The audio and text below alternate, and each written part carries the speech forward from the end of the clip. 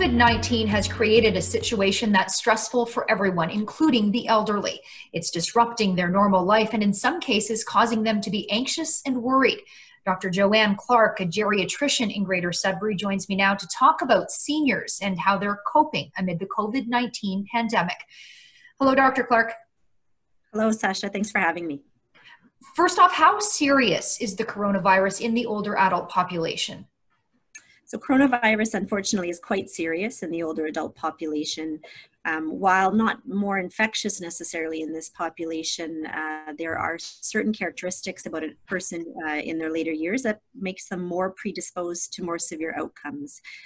So people over the age of 65 tend to have more chronic conditions, may have some compromised immunity, and that seems to matter in terms of how severely they manifest these disease.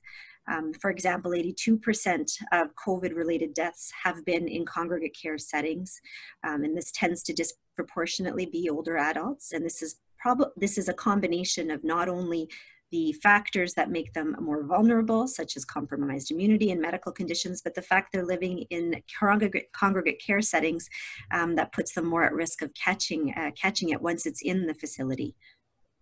All right, we're hearing that many seniors are afraid to leave their home, even to go to the doctor or the pharmacy. If seniors aren't keeping their regular medical appointments or getting their prescriptions, that's concerning. What's your advice? So people are frightened to leave their home. They're listening to the messages that we're telling them, which is to stay home and stay safe.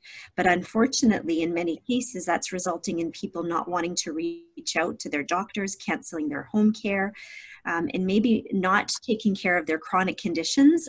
And that puts them at risk of flaring those conditions, unfortunately.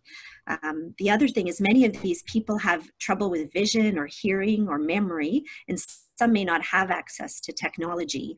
And so the phone visits may not work as well in this population.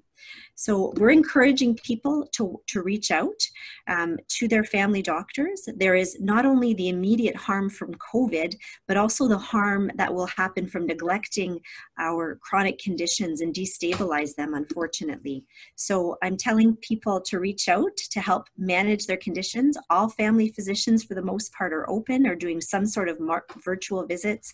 Most pharmacies deliver. The emergency department is still open for business, and the geriatric clinics are open. Home care is still there for you.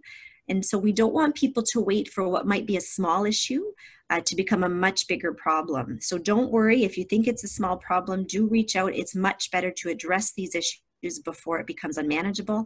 And then the only option is a hospital. We understand the importance of staying home and staying safe. How important is physical activity for seniors right now, and how can that be achieved in this environment? So physical activity is very important for older adults. It takes very little for deconditioning to occur, putting people at really high risk of falls. So we really want people to continue to be active in whatever way they can, whether that's walking outdoors, maintaining a safe distance, walking in your apartment.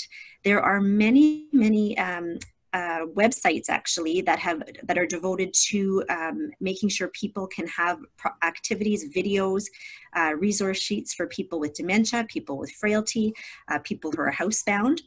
So there are resources out there, and it's very important to stay active. Aside from the obvious physical issues, seniors also face mental health risks associated with this physical distance and isolating, right? Social isolation was a problem among seniors before COVID-19, and this has just made things all the more evident and much more difficult, unfortunately. They're already at heightened risk of loneliness and feelings of depression, and now we've isolated them even further.